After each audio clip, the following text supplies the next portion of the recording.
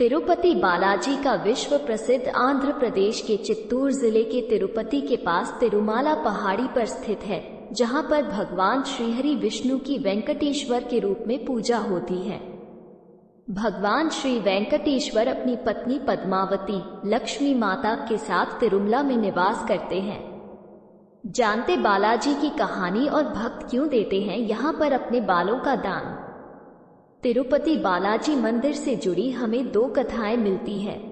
पहली कथा उनके वराह अवतार से जुड़ी है और दूसरी कथा माता लक्ष्मी और उनके वेंकटेश्वर रूप से जुड़ी हुई है। पहली कथा, आदिकाल में धरती पर जल ही जल हो गया था, यानी पैर रखने के लिए कोई जमीन नहीं बची थी। कहते हैं कि ऐसा इसलिए हुआ क्योंकि पवन देव ने भारी अग्नि को रोकने के लिए उग्र रूप से उड़ान भरी, जिससे बादल फट गए और बहुत बारिश हुई और धरती जलमग्न हो गई। धरती पर पुनः जीवन का संचार करने के लिए श्रीहरि विष्णु ने तब आदि वराह अवतार लिया। उन्होंने अपने इस अवतार में जल के भीतर की धरती को ऊपर तक अपने तुस का उपयोग करके खींच लिया। इसके बाद पुनः ब्रह्मा के योग बल से लोग रहने लगे और आदि वराह ने तब बाद में ब्रह्मा के अनुरोध पर एक रचना का रूप धारण किया और अपने बेहतर आधे 4 हाथों वाले भूदेवी के साथ कृचला विमना पर निवास किया और लोगों को ध्यान योग और कर्म योग जैसे ज्ञान और वरदान देने का फैसला किया। दूसरी कथा, कलयुग के प्रारंभ होने पर आदि वराह वेंकटाद्रि पर्वत छोड़कर अपने लोक चले गए, जिसके चलते ब्रह्मा जी चिंतित रहने लगे और नारद जी से विष्णु को पुनः लाने के लिए कहा। नारद एक दिन गंगा के तट पर गए, जहां पर ऋषि इस बात को लेकर भ्रम में थे कि हमारे यज्ञ का फल त्रिदेवों में से किसे मिलेगा। नारद जी ने उनके शंका समाधान हेतु भृगु को ये कार्य सौंपा।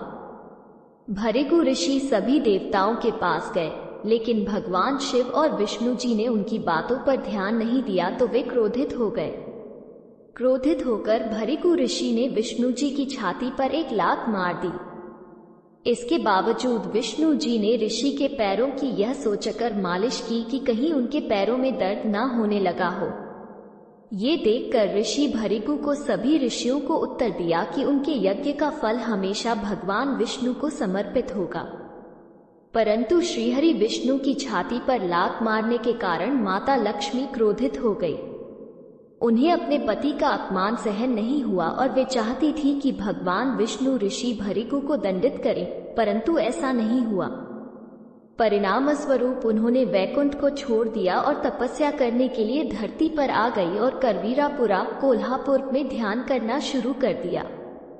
इधर विष्णु जी के इस बात से दुखी थे कि माता लक्ष्मी उन्हें छोड़कर चली गई। कुछ समय बाद वे भी धरती पर आकर माता लक्ष्मी को ढूंढने लगे।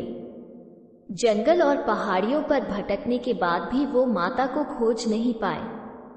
आखिर परेशान होकर विष्णु जी वेंकटाद्रि पर्वत में एक चींटी के आश्रय में विश्राम करने लगे। ये देखकर ब्रह्मा जी के उनकी सहायता करने के फैसला किया। वे गाय और बछड़े का रूप धारण कर माला लक्ष्मी के पास गए। देवी लक्ष्मी ने उन्हें देखा और उस वक्त के सत्ताशी शासक चोल राजा को उन्हें सौंप दिया।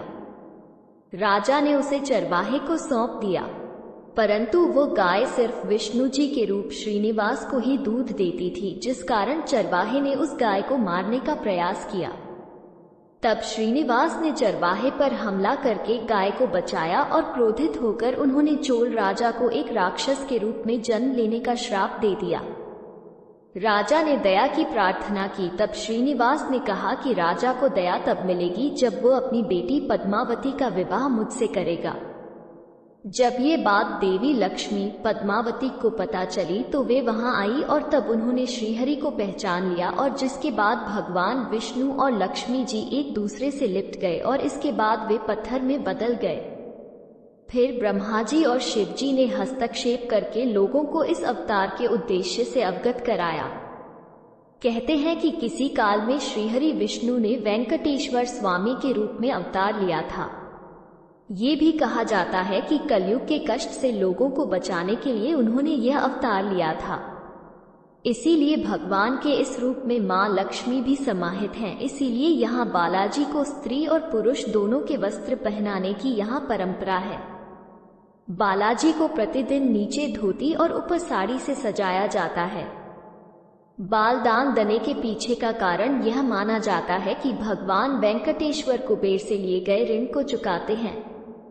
कथा अनुसार जब भगवान वेंकटेश्वर का पद्मावती से विवाह हुआ था, तब एक परंपरा के अनुसार वर को शादी से पहले कन्या के परिवार को एक तरह का शुल्क देना होता था, लेकिन भगवान वेंकटेश्वर ये शुल्क देने में असमर्थ थे। इसलिए उन्होंने कुबेर देवता से ऋण लेकर पद्मावती से विवाह किया और वचन दिया कि कलयुग के अंत तक वे कुबेर का सारा ऋण चुका देंगे। उन्होंने देवी लक्ष्मी की ओर से भी वचन देते हुए कहा कि जो भी भक्त उनका ऋण लौटाने में उनकी मदद करेंगे, देवी लक्ष्मी उन्हें उसका 10 गुना ज्यादा धन देंगी। इस कारण तिरुपति जाने वाले विष्णु भगवान पर आस्था रखने वाले भक्त बालों का दान कर भगवान विष्णु का ऋण चुकाने में उनकी मदद करते हैं।